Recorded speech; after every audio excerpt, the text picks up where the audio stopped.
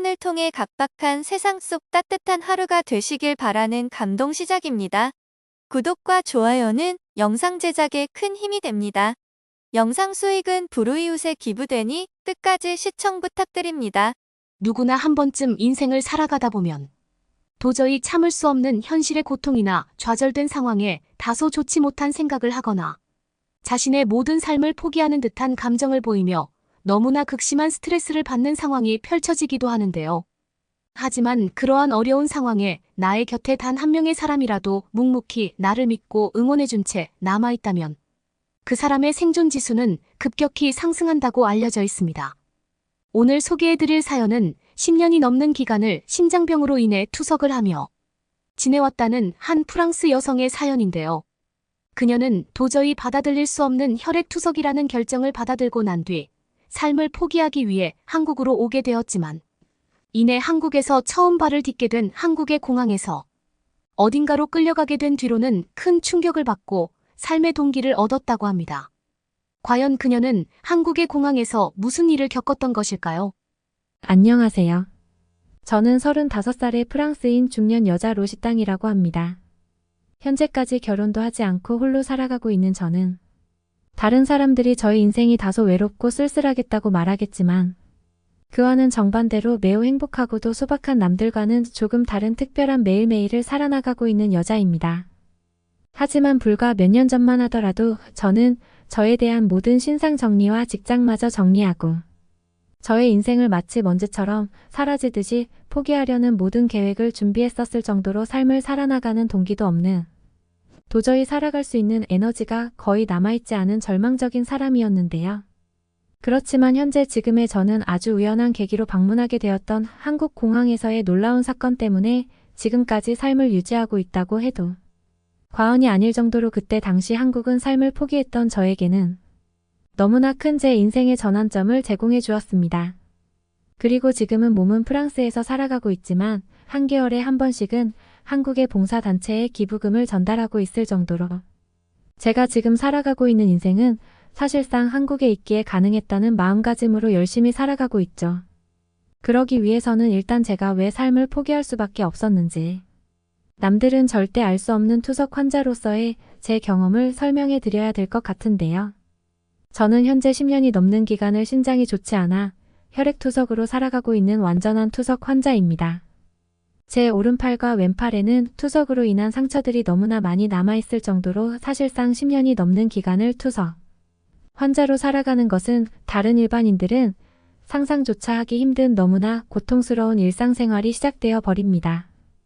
하지만 저에게도 이러한 투석으로 인한 일상생활은 제가 너무나 젊은 나이이고 꿈이 많을 때 급작스럽게 그리고 단 하루 만에 찾아오게 되었죠. 처음 신장과 관련된 몸의 각종 이해할 수 없는 증상들이 나타난 것은 23살이었습니다. 저는 정상적인 가정이 아닌 이혼 가정에서 살아가던 딸이었기에 학생 시절에는 제대로 학교조차 출석하지 않고 친구들과 함께 놀러 다니기 일쑤였고 그런 저와 함께 지내시던 어머니도 처음에는 저를 앉혀놓고 훈계하시기도 했으나 그때 당시에는 세상 자체에 불만이 많았던 저로서는 그러한 엄마의 잔소리에도 아랑곳하지 않고 여전히 학교는 가지 않은 채 밖에서 친구들과 놀러 다니는 생활만을 보냈죠. 그리고 너무나 안타깝게도 그때 당시 저는 이러한 스트레스들을 먹는 것으로 해결하는 타입이었습니다. 원래부터 살이 찌지 않는 체질이기는 했지만 어느샌가부터 저는 과자나 인스턴트처럼 다소 몸에 좋지 못한 가공식품들만을 섭취하며 매일매일을 보내게 되었고 제대로 된 식사를 한 것이 언제였는지 기억이 나지 않을 정도로 그때 당시에는 이러한 맛있는 음식들을 먹는 것에 그 어떠한 생각도 가지지 않았습니다. 그도 그럴 것이 저는 너무나 젊은 나이였기에 그저 친구들과 함께 놀러 다니며 이러한 간편식들을 먹는 것에 단순한 행복감을 느껴왔고 그렇게 약 3년 정도의 학생 시절을 보낸 뒤 어머니의 강요로 대학교에 들어가고 난 뒤로는 이러한 좋지 못한 생활 습관은 더욱 심해져만 갔습니다. 당연히 대학생이 되고 난 뒤에는 더욱 재미있는 것이 많았고 이제는 이러한 좋지 못한 당뇨식품들을 먹는 것은 물론이고 어느 정도의 음주도 주기적으로 즐기게 되면서 제 몸은 점점 더욱 망가지기 시작했죠. 하지만 저는 그때까지만 해도 알지 못했습니다. 신장투석을 위한 전조 증상들이 너무나 가볍거나 아예 나타나지 않는다는 무서운 사실을 말이죠. 어느 날부터 아침에 일어나는데 온몸이 가려운 증상과 함께 몸의 피로감은 물론 무언가 붓기들이 잘 빠지지 않는 듯한 너무나 몸이 무거운 증상들이 나타나기 시작했습니다. 처음에는 단순히 몸이 피로하거나 최근 음주를 많이 해서 그런 것이라고 생각했기에 대수롭지 않게 넘기기 시작했는데 이러한 증상은 한 달, 두 달이 되어 갈수록 점점 저희 몸 전체에 퍼지기 시작했고 저는 매일 밤자기 직전에는 다리의 근육들이 일부 떨리는 증상까지 나타나면서 너무나 심각한 위기감을 느끼게 되었죠.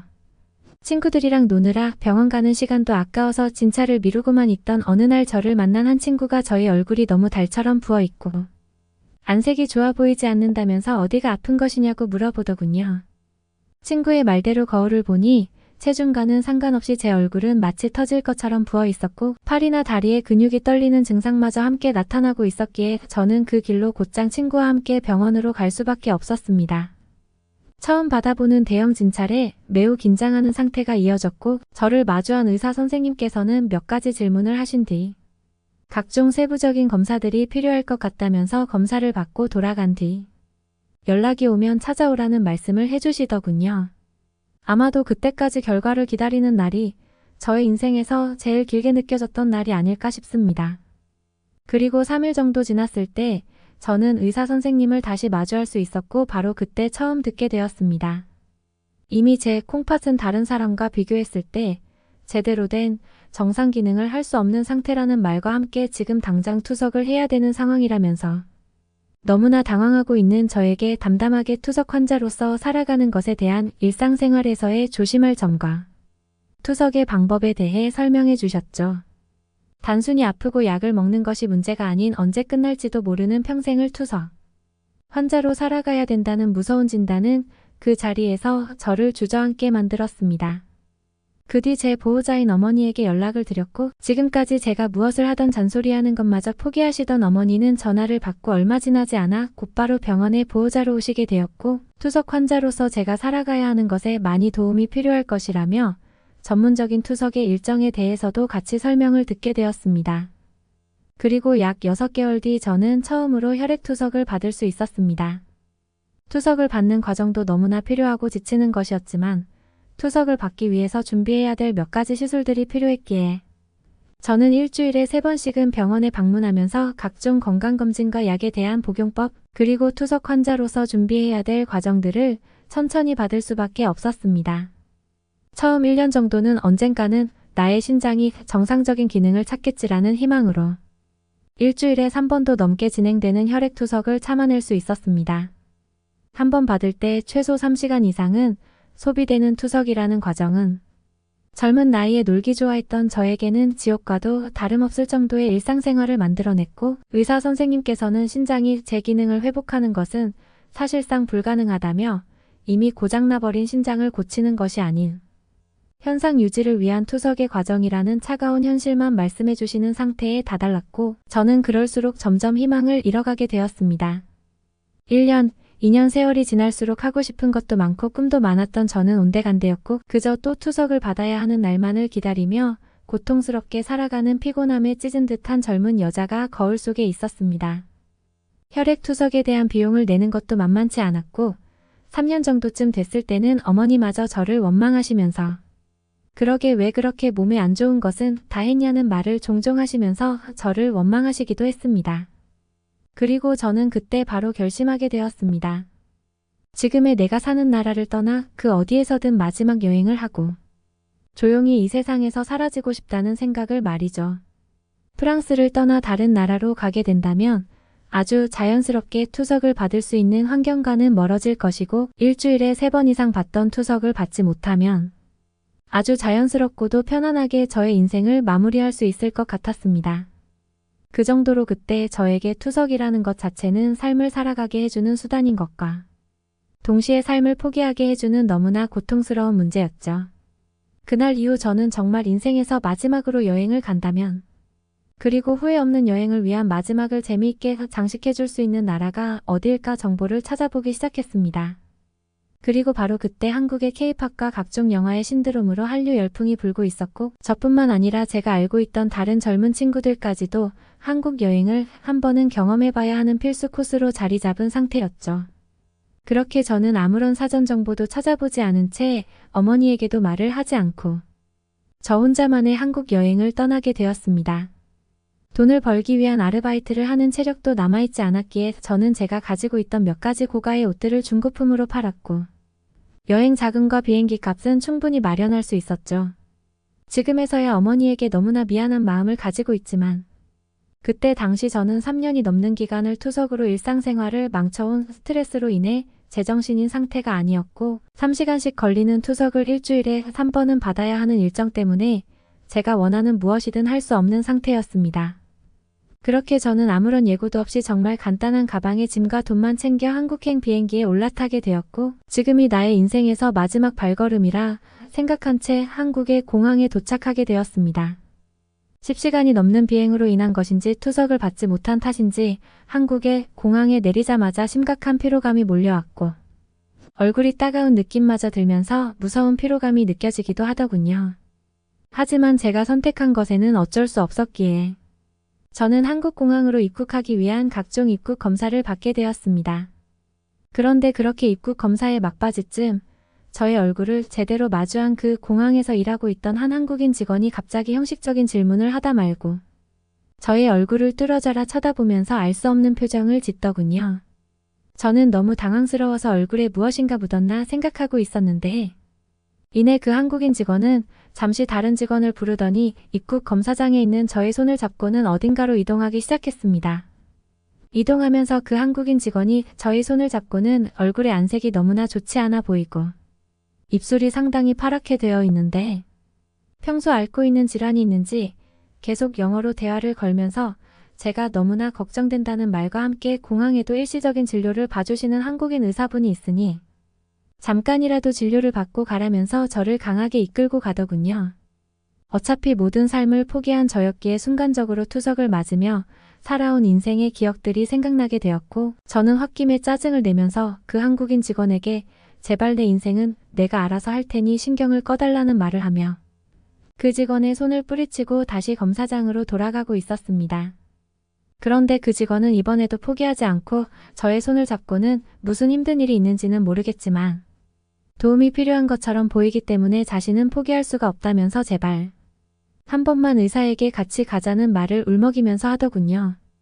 대체 그날 처음 본 저를 왜 그렇게 챙겨주는지 이해하지 못하는 생각도 들었는데 그 순간 저는 갑자기 너무나 억울하다는 생각이 들면서 알 수 없는 눈물이 흘러내렸습니다. 투석을 받게 되는 인생을 사는 것 자체도 억울했고 그날 처음 본 저에게 제발 진찰만 받고 가라고 요청하는 그 한국인 직원의 행동마저도 이해할 수가 없었기 때문이죠. 그리고 그렇게 공항 한복판에서 그 직원과 실랑이를 하고 있었는데 흰색 가운을 입은 한국인 의사분이 몇몇 공항 직원들과 뛰어오게 되었고 저보고 진정하라는 말과 함께 자신의 방에서 조용히 얘기를 해보자는 말을 해주셨습니다.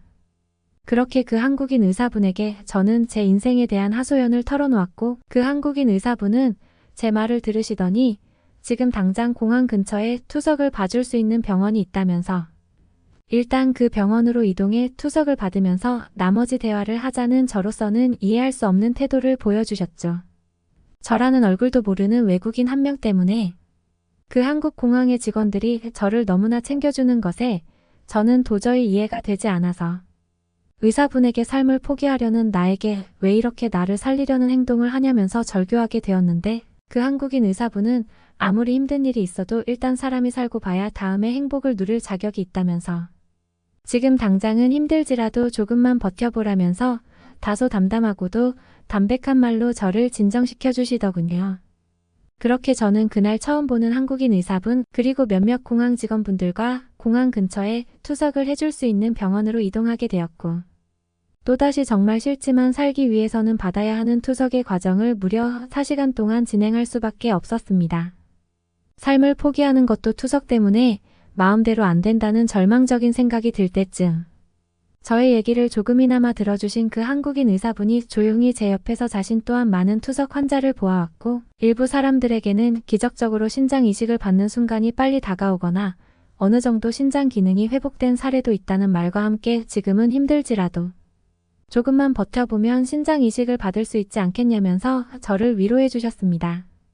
실제 제가 있던 프랑스에서는 신장 이식을 받으려는 대기자가 너무 많은 상태였기에 사실상 그 방법은 포기하고 있었는데 그 한국인 의사분의 말에 그래도 참다 보면 버티다 보면 기회가 오지 않을까라는 막연한 희망이 어느 정도는 생겨났죠.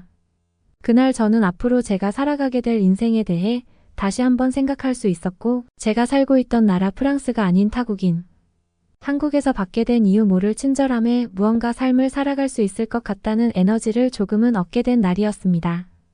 모든 투석이 끝나고 난 뒤 그 의사분께서는 저에게 명함을 주셨고 지금이라도 늦지 않았으니 프랑스로 돌아가서 신장이식 대기자 명단에 등록해 놓는다면 자신도 다방면으로 도와주는 방법을 알아볼 테니 같이 힘을 내보자고 말씀해 주셨습니다.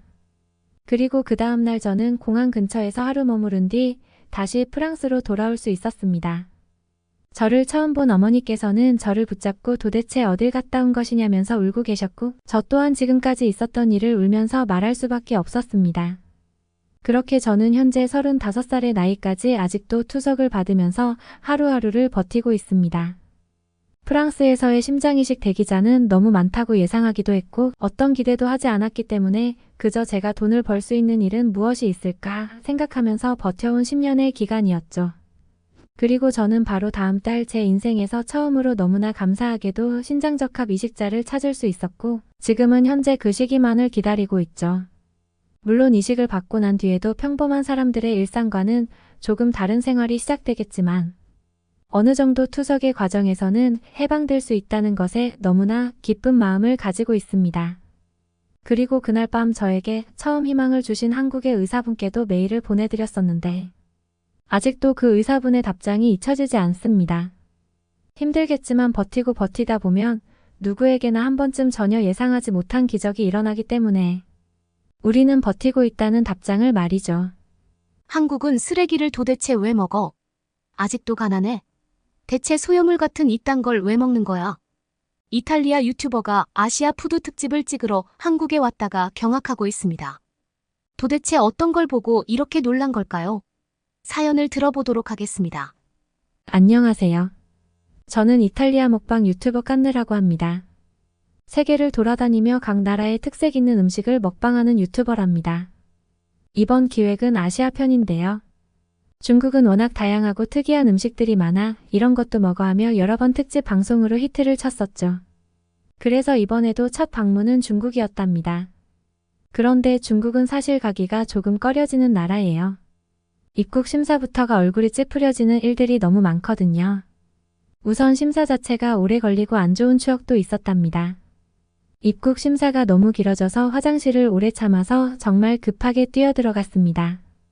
그래서 뒤따라오는 스태프에게 카메라와 장비를 부탁한다고 소리치고 화장실을 들어갔죠. 스태프는 정말 1분 차이로 들어왔는데 그 사이 누가 장비를 집어가 버린 거예요. 아니 제가 두고 가는 걸 뻔히 봤을 텐데 그 사이에 어떻게 그럴 수가 있죠?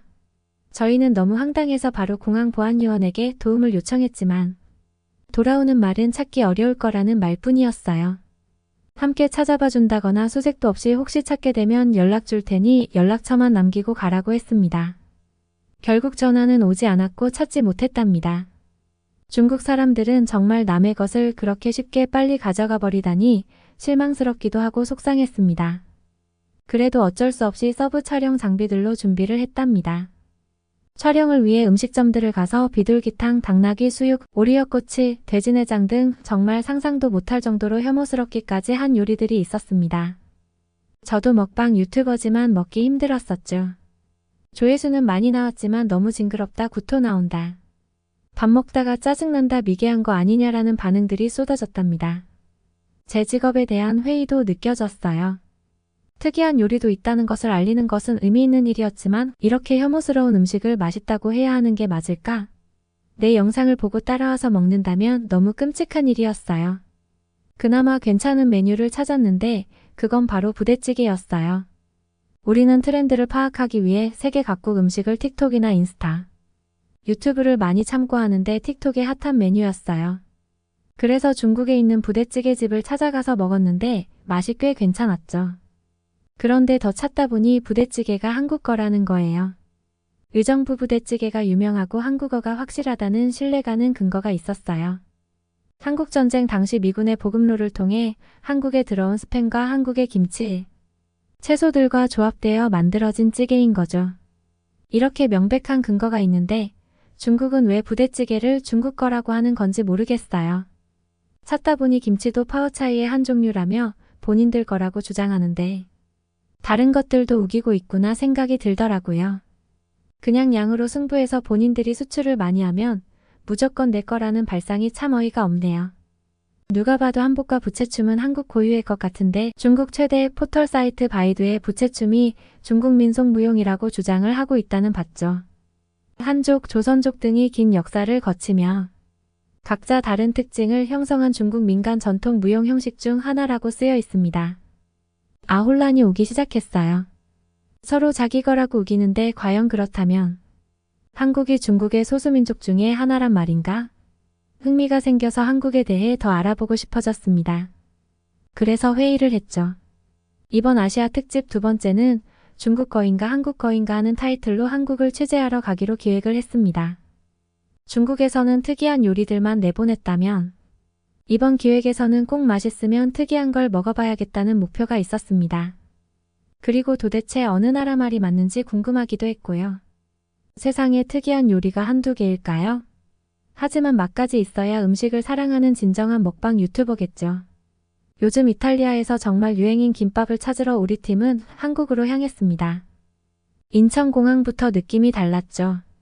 우선 입국 심사 때 속도를 보며 괜찮은 나라인데 감이 왔답니다.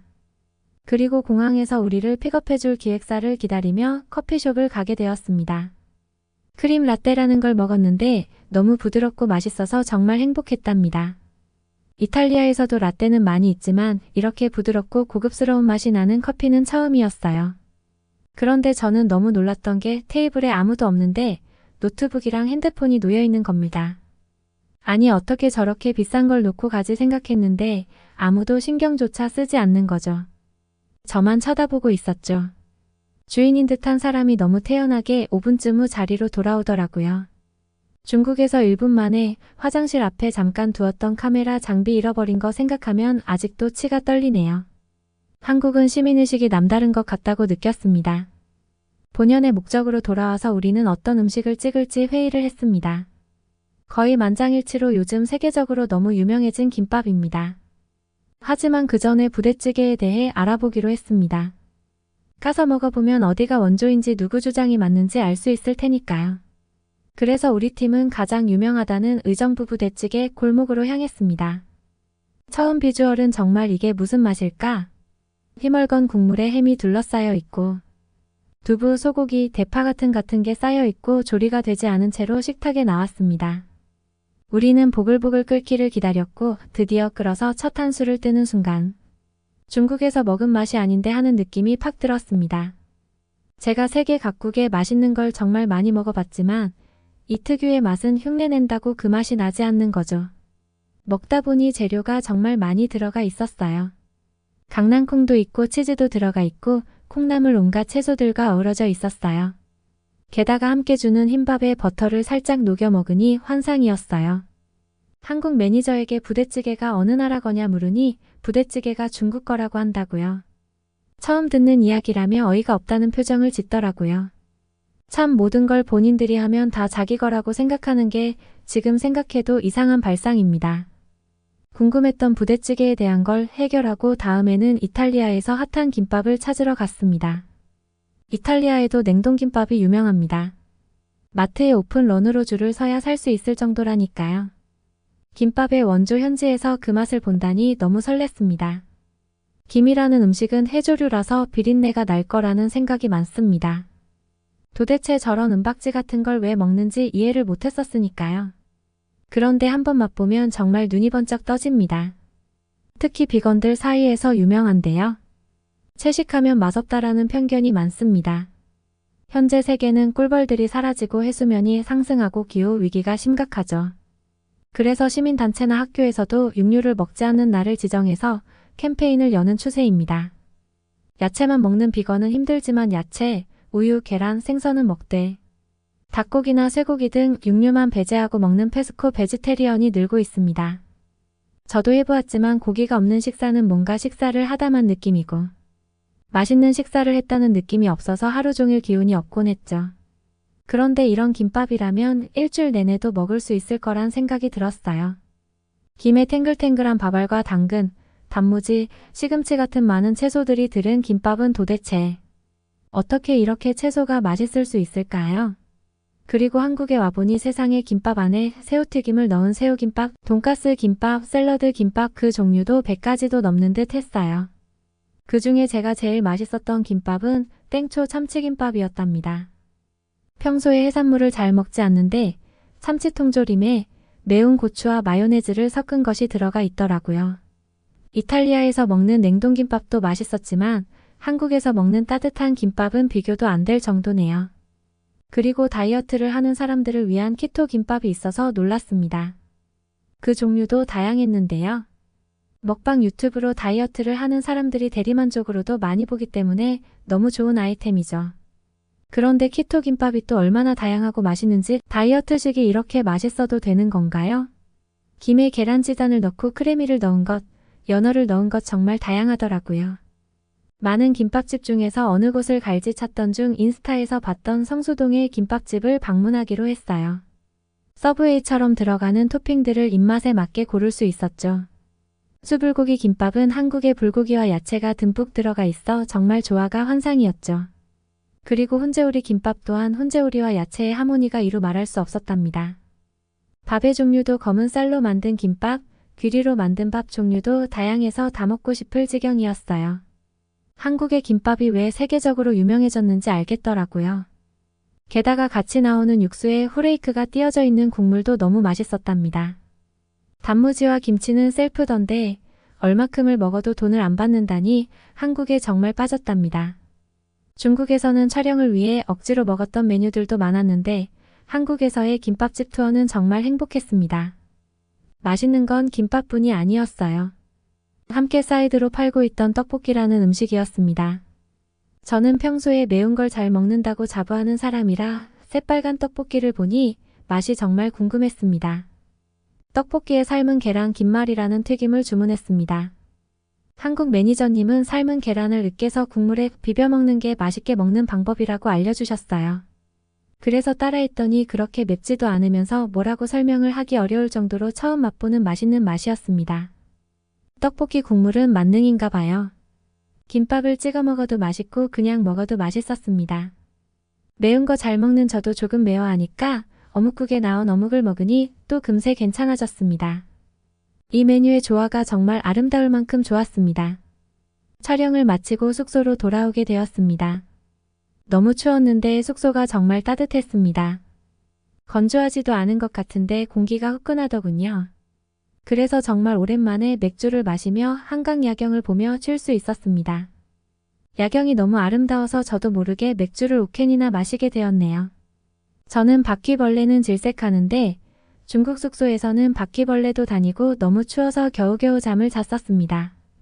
비교가 되면서 중국이 강대국이고 선진국인 줄만 알았는데 알고 보니 한국이 선진국이었네요. 저희 촬영팀은 이미 분량을 다 뽑을 만큼 촬영을 마치고 자유시간을 갖게 되었습니다. 아침에 일어나니 오랜만에 맥주를 마시고 잠든 탓인지 아침에 속이 별로 안 좋았습니다. 같이 온 매니저님에게 속이 별로라고 했더니 노란 물을 갖다 주더라고요. 그래서 뭐냐고 물으니 물에 꿀을 탄 거라고 해독 효과가 있어 속이 괜찮을 거라고 했어요. 저는 한 잔을 쭉 마셨죠. 기분 탓인지 정말로 괜찮아지는 느낌이었어요.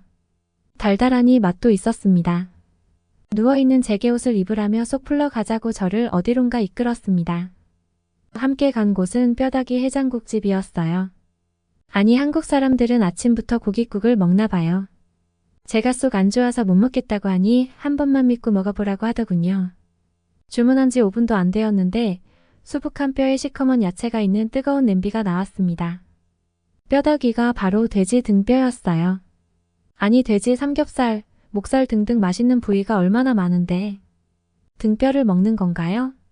우리 이탈리아는 소나돼지의 부속물은 다 버리지 요리해서 먹지 않습니다. 이탈리아에서는 버리는 부위로 찌개를 끓이다니 한국은 아직 가난한가 먹을 게 부족한가 싶었습니다. 그리고 이 검은 채소는 무엇이냐 물었더니 쓰레기라는 겁니다. 뭐 쓰레기를 먹어 저 놀리는 거냐 했더니 무의 잎과 줄기를 무청이라고 하고 이것을 말린 것을 쓰레기가 아닌 시래기라고 한다고 알려주었습니다. 이탈리아에서는 무조차도 수프 만들 때 육수 낼 때나 쓰는데 무도 아닌 무의 잎과 줄기라니 정말 놀랍습니다. 저는 놓칠 수 없어서 카메라를 켜고 뼈다귀 해장국을 촬영했죠. 특종감이라고 생각했죠. 그리고 진심을 담아 맛을 평가하기로 했는데 왜 해장국인지 알 것 같았어요. 우선 뼈에서 분리되는 살들이 부드럽고 너무 맛있었습니다. 그리고 같이 나온 쓰레기 아닌 시래기도 질긴 듯 하면서도 고기의 느끼함을 잡아주면서 뭔가 중독되는 맛이었어요. 그리고 매니저가 듬뿍 넣어준 검은 가루, 들깨가루가 고소하더라고요. 왜 버려도 되는 시래기를 먹을까 궁금했죠. 그래서 인터넷을 찾아보니 시래기에는 겨울철 부족한 비타민C와 비타민어, 비타민D가 풍부하다고 합니다. 영양소의 보고였어요. 요즘 우울증이 많은데 세로토닌 합성에 도움을 줘서 기분도 좋게 해주고 노인들 골다공증에도 도움을 준다고 하네요. 그냥 풀 같은 시래기가 맛도 있고 선조들의 지혜도 있는 식품이네요. 김밥도 좋았지만 뼈 해장국도 진짜 잊을 수 없는 맛이었습니다. 이 많은 걸 다 어떻게 먹지 했는데 순식간에 다 비울 정도였답니다. 한국 사람들은 이런 기발한 생각을 어떻게 했을까요? 이탈리아에서는 버리는 돼지 등뼈, 무청 시래기를 이렇게 맛있는 음식으로 만들 수 있다니요. 정말 놀라운 일이에요. 시래기를 활용한 요리가 많이 있던데 다음에는 다른 요리를 먹으러 가봐야 할 것 같습니다. 시래기가 시원한 맛을 낸다고 하는데 저는 사실 뜨거운 것 먹으면서 시원하다는 말을 왜 하는지 이해는 잘 되지 않습니다. 그런데 뭔가 깊은 맛이라는 점은 분명합니다. 우리는 김밥, 뼈다귀장국 이외에도 떡볶이, 삼겹살, 너무 맛있는 음식이 많아서 도대체 어떤 걸 먼저 찍어야 할지 행복한 고민을 했답니다. 이번에는 한국 일정을 너무 짧게 잡아서 아쉬웠는데 이번 연재가 끝나면 K음식 특집으로 길게 다시 올 예정입니다. 시민의식도 좋고 음식에도 지혜가 가득 담긴 한국팬이 되었습니다. 우리 이탈리아에도 K푸드의 지혜로움과 맛있음을 널리 알릴 예정이랍니다. 개인주의 성향이 강한 서양권 국가들은 타인과의 거리감을 중요시 여깁니다. 하지만 우리나라는 예로부터 정이라는 문화가 존재했으며 현재까지도 이러한 모습이 이어지고 있는데요. 오늘 소개해드릴 사연은 한국을 여행했던 캐나다 여중생의 사연입니다. 그녀는 한국 여행 중 곤란한 상황에 처했지만 오히려 이 때문에 한국의 본 모습을 알게 되는 좋은 계기가 되었다고 하는데요. 과연 그녀에게는 무슨 일이 있었던 걸까요? 안녕하세요. 제 이름은 나탈리예요. 14살로 캐나다에 살고 있죠. 올 초 한국에 다녀왔던 기억이 너무 따뜻하게 남았어요. 여전히 여운이 남아서 한국을 그리워하고 있죠. 한국에서의 따뜻했던 추억과 그 기억을 토대로 저는 또 다른 삶의 방향을 정하기로 마음먹게 되었습니다.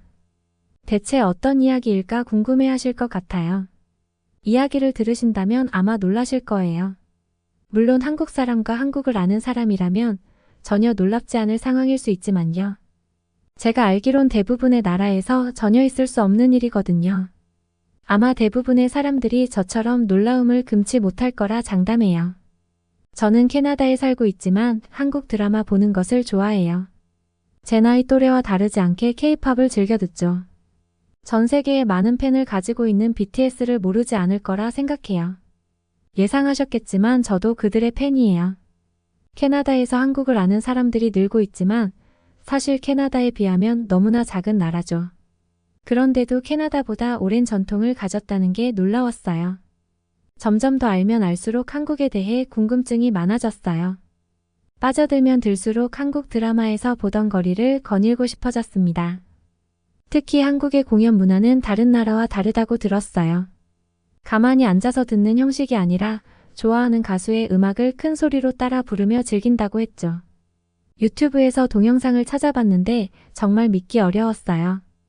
공연장을 가득 메운 한국 사람들은 자기가 좋아하는 가수의 노래를 큰 소리로 따라 부르며 몸으로 모든 걸 즐기고 있었거든요.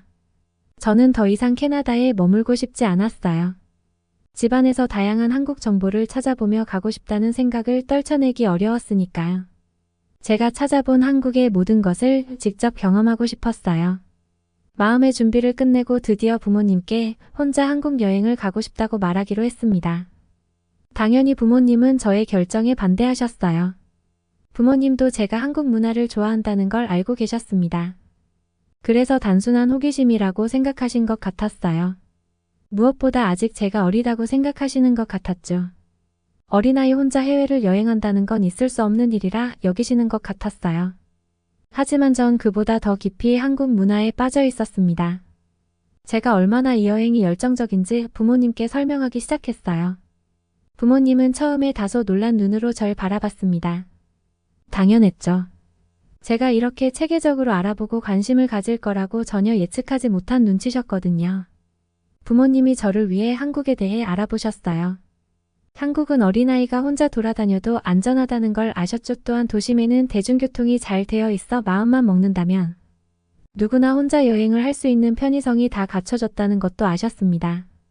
부모님은 제가 한국에 관심이 있다는 걸 이해하시고 결국 지원해 주시기로 했죠. 저는 부모님의 결정에 감사하고 기뻐했어요. 하지만 전 아직 미성년자로 혼자 한국으로 가기 위해서는 많은 준비가 필요했죠. 한국 여행에 필요한 모든 것을 조사하기 시작했습니다. 여행 블로그를 읽고 유튜브 동영상을 시청하고 기초 한국어 문장도 배웠어요. 그리고 역사적인 장소나 인기 있는 관광지, 그리고 제가 가고 싶은 K-팝 콘서트를 포함한 방문할 장소 목록도 작성했습니다. 그리고 마지막으로 평택에 계신 이모를 찾아보고 다시 캐나다로 돌아오는 계획이었어요. 부모님은 제가 서울로 가는 항공편과 도심 근처에 호텔을 예약하는 데 도움을 주셨습니다. 저는 여권과 여행, 보험 같은 필요한 모든 문서들을 잘 가지고 있는지 확인하기도 했어요. 마지막으로 출발하기 전 부모님은 저에게 안전하게 지낼 수 있도록 주의 상황을 잘 파악하도록 당부하셨죠. 그리고 정기적인 연락을 취해야 한다고 말씀하셨습니다. 저는 혼자 한국으로 비행기를 타고 떠나는 게 긴장되기 시작했어요. 하지만 기쁨이 더 가득했죠.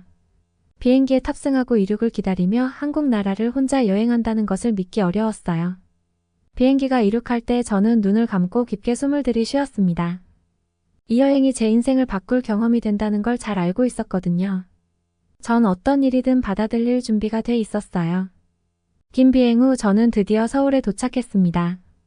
저는 새로운 세상 속으로 공항을 빠져나왔어요. 몸은 지쳤지만 마음은 신나고 들떠 있었죠. 바쁜 도시 내운 불빛, 그리고 드라마에서 듣던 낯선 언어를 둘러보았습니다. 잠시 캐나다에 계신 부모님이 그리웠어요. 생각했던 것보다 낯선 곳에 혼자 떨어진다는 느낌은 생각보다 긴장되고 두려움이 생기기 충분했거든요. 하지만 저 혼자 한국에 왔다는 걸 기억하고 있는 마음을 다잡았습니다. 탐험하고 배우고 성장할 수 있는 기회를 갖게 된 것에 감사하며 방문할 장소 목록을 꺼내 택시를 잡고 호텔로 향했어요. 서울에 도착한 저는 기쁨으로 가득 차 있었죠. 우선 콘서트에 가기로 마음먹었습니다. 서울은 K-팝 콘서트가 자주 열리는 곳으로 유명했어요. 저는 이에 따라 SM 엔터테인먼트에서 열리는 콘서트에 참가하기로 결심했죠. 제 인생에서 처음으로 콘서트에 참가하는 경험이었어요. 그것도 캐나다가 아닌 한국에서요. 콘서트 문화를 즐기는 한국이라는 사실만으로 저는 설레었어요. 설레는 마음으로 콘서트의 열기와 팬들의 열정을 직접 느낄 수 있었습니다. 저 역시 콘서트에서 노래를 부르는 가수들과 함께 춤을 추고 노래를 따라 부르며 잊지 못할 추억을 만들었어요. 그리고 찾아보았던 주요 관광지도 둘러보았습니다. 경복궁, 창덕궁, 덕수궁 등의 역사적인 장소도 빼놓지 않고 방문했어요. 한국의 전통 문화를 경험하고 궁궐에서 보내는 시간을 즐겼죠. 특히 경복궁에서 체험 프로그램은 큰 충격으로 기억 남아요. 한국의 전통 의상인 한복을 입고 사진을 찍을 수 있는 프로그램을 체험하며 한국 역사와 문화를 더 깊이 이해할 수 있었어요. 서울에서 여행 중 음식 체험도 빼놓을 수 없었습니다. 캐나다에서도 종종 한국 음식을 먹어봤기에 이미 안다고 생각했어요. 하지만 실제 한국에서 맛본 음식은 캐나다에서 먹던 것과 차원이 달랐죠. 불고기, 떡볶이, 비빔밥 같은 대표적인 음식들도 맛이 더 깊고 풍부해졌으니까요. 모든 것이 새롭고 즐거운 경험으로 추억되었습니다. 서울 여행을 통해 많은 걸 배웠어요. 한국의 문화, 역사, 음식 등을 경험하며 전과 다르게 시야가 넓어졌다는 걸 느낄 수 있었죠. 인터넷과 유튜브로 보던 한국보다 훨씬 더 생동감 있는 한국에 푹 빠져들었던 거예요. 캐나다에서 한국으로 온 지 어느덧 일주일이 넘어가고 있었어요. 저는 여행의 마지막에 접어들고 있었죠. 이제 평택에 있는 이모를 만나고 다시 캐나다로 가는 비행기에 타야 했어요. 저는 서울 광화문에서 평택까지 어떻게 이동할지 조사하기 시작했습니다. 가장 안전하게 갈 수 있는 방법은 지하철을 타는 거였어요. 광화문 지하철역에서 지하철을 타고 신길역에서 1호선으로 갈아타야 했습니다. 낯설었지만 지하철 노선도를 유심히 보면서 기억하기 위해 애썼죠. 지하철 노선도를 보며 광화문에서 평택까지 거리가 상당히 멀다는 것도 알 수 있었어요. 하지만 전 기꺼이 이동할 준비가 되어 있었죠. 광화문역에 도착했을 때 지하철 입구에는 많은 사람들이 있었어요. 저 역시 대기열에 참여하고 순서가 되어 지하철에 탑승했습니다. 아침 시간은 너무 정신없었어요. 지하철에 올라타 좌석 위에 선반에 가방을 올리고 서 있었죠. 어느덧 갈아탈역이 다가오고 많은 사람들에 묻혀 저 역시도 내리게 되었습니다. 평택으로 가는 1호선을 탔을 때 밖을 볼 수 있다는 사실이 신기했어요. 창밖으로 보이는 서울의 건물과 길거리를 보며 평택으로 점점 다가가고 있다는 걸 알 수 있었죠. 그러다 이내 무언가 허전한 걸 느꼈어요. 등이 너무 가벼웠던 거예요. 이럴 수가. 저는 그제서야 가방을 두고 내렸다는 걸 알았어요. 당황스러워하며 우선 지하철에서 내렸습니다. 가방을 잃어버렸다는 생각에 마음이 무거워졌어요. 가방 안에는 제가 여행에서 필요한 모든 필수품이 들어있었기 때문이에요. 여권, 지갑, 핸드폰을 비롯한 저의 개인적인 물건들이 모두 들어있었거든요. 저는 두려움에 사로잡혀 그저 멍하니 서 있을 수밖에 없었어요. 무엇을 어떻게 해야 하는지 도무지 알 수 없어 패닉 상태에 빠진 거죠. 아직 어린 걸 아시는 한국 사람들이 저를 도와주려 했어요. 하지만 언어 장벽으로 올바른 대화를 할 수 없었습니다. 저는 터져나올 것 같은 울음을 참고 저 스스로 이 일을 해결해야 한다는 걸 받아들여야 했어요. 그때 저를 지켜보고 있던 한 여성이 다가왔습니다. 그녀는 승무원이었어요. 저와 대화가 가능할 정도의 영어를 사용했죠. 패닉 상태에 빠진 저에게 여성 승무원은 도움의 손길을 내밀었습니다. 저는 광화문에서 지하철을 타고 신길역에서 1호선으로 갈아타 평택으로 가던 중이라고 전했어요. 그리고 광화문에서 탔던 지하철에 가방을 놓고 내려왔다는 말을 했습니다. 저는 그녀에게 가방의 크기와 색상, 분실한 시간과 장소에 대해 알려주었어요. 그녀는 친절하게 웃으며 저에게 가방이 어디 있는지 찾아보겠다고 했죠. 그렇게 전 지하철역 안에 있는 대기실에 앉아 있었습니다. 하지만 머릿속은 복잡했어요. 캐나다에서 가방을 잃어버린다면 다시 찾는 건 불가능에 가까운 일이기 때문이에요. 분실물이 생겨 경찰에 부탁해도 마찬가지였죠. 다시 찾기 어려운 사회적 분위기로 적극적으로 도와주지 않는다는 걸 어리지만 전 잘 알고 있었거든요. 한국에서도 당연히 잃어버린 가방을 찾지 못할 거라는 불안감에 휩싸일 수밖에 없었어요. 시간이 지났지만 여전히 그녀는 저에게 어떤 말도 하지 않았기 때문이죠. 하지만 이내 그녀는 저에게 왔어요. 저의 불안한 마음을 진정시켜주기 위해 가방을 찾는 과정에서 일어나는 일을 설명해 주었습니다. 한국 지하철에는 분실물 센터가 있었어요. 모든 물품을 관리하는 곳이죠. 저의 가방은 다행히 찾았고 분실물 센터에 접수되었다고 말했습니다. 하지만 발견한 장소가 제가 있던 곳과 너무 멀어 오늘 찾기 어려운 상황이라고 알려주었어요. 저는 가방을 찾을 수 있다는 안도감이 들었죠. 하지만 이내 오늘은 어디서 시간을 보내야 하는지 걱정에 휩싸였습니다. 그런 저의 표정을 읽었는지 그녀는 우선 캐나다에 계신 부모님께 전화를 하는 게 좋다며 부모님의 전화번호를 물었어요. 그녀는 자신의 휴대폰을 이용해 캐나다에 계신 부모님과 전화를 할 수 있도록 도와주었습니다. 그녀는 부모님께 저희 상황을 설명하고 외국에 혼자 있을 제 걱정을 덜 수 있도록 해주었어요. 부모님은 매우 걱정했지만 승무원이 전화를 걸어준 것에 대해 감사했죠. 전화를 끊고 승무원은 저를 유심히 보더니 그녀의 집에서 하룻밤 자는 게 어떻겠냐고 물었어요. 제가 잘 곳이 없다는 걸 알고 저에게 배려한 거예요. 그녀의 배려 덕분에 저는 걱정과 불안감에서 벗어날 수 있었습니다. 그녀는 제가 편히 쉴 수 있도록 모든 걸 준비해 주었어요. 제가 먹을 음식을 준비하고 저희 남은 여행 계획에 대해 물어보며 다양한 한국의 옛날 이야기를 해주었습니다. 그렇게 낯설었지만 즐거웠던 하룻밤을 보내고 다시 역으로 돌아왔어요. 누군가 역사에 가져다 두었는지 제 가방이 거기 있었죠. 저는 가방이 안전하게 돌아왔다는 걸 확인하자마자 매우 기뻤습니다. 그리고 가방을 열어보았어요. 가방 안에 물품들이 그대로 있는지 확인해야 했으니까요. 남은 여행을 안전하게 마치기 위해 꼭 필요한 것들이었죠. 저는 걱정되는 마음과 혹시 아는 설레임으로 조심히 가방을 열었어요. 가방 안에는 제가 챙겼던 모든 것이 그대로 들어 있었죠. 맙소사 그제서야 긴장감이 풀리며 안도의 감탄사가 나올 수밖에 없었어요. 믿겨지세요? 잃어버린 가방을 바로 찾은 것도 아니었어요. 무려 하루라는 시간이 흘렀는데 아무것도 사라지지 않고 다시 가방이 저에게 돌아왔죠. 가방 안에 작은 물품조차 단 하나 사라지지 않았고요. 저는 서울의 지하철 시스템이 얼마나 효율적이고 안전한지 직접 느낄 수 있었어요. 그리고 분실물 처리 체계가 확실히 구축되어 있다는 것도 경험할 수 있었습니다. 그리고 한국인들의 공손함 뒤에 숨겨진 도덕적인 가치관에 대해 감탄하지 않을 수 없었어요. 한국인들은 다른 사람들의 물건을 훔치지 않았어요. 누군지 알 수 없는 상황에서도 그들의 소유물을 존중했던 거죠. 이런 가치관이 한국의 문화와 역사를 형성하는 데 큰 역할을 했을 거라고 확신할 수 있었어요. 저는 한국을 방문해서 다양한 경험을 했지만 지하철 분실물 센터의 경험을 통해 한국 문화를 더 깊이 이해하고 새로운 시각으로 한국을 바라보게 되었습니다. 한국인들의 공손함, 친절함, 배려, 도덕적 가치관, 그 모든 것에 감동했으니까요. 그리고 승무원과 함께 있던 시간을 통해 사람들이 서로 어떻게 도와주고 지지하는지 배울 수 있었습니다. 감사하다는 인사를 뒤로 하고 저는 다시 평택 사는 이모 집을 찾아갈 수 있었습니다.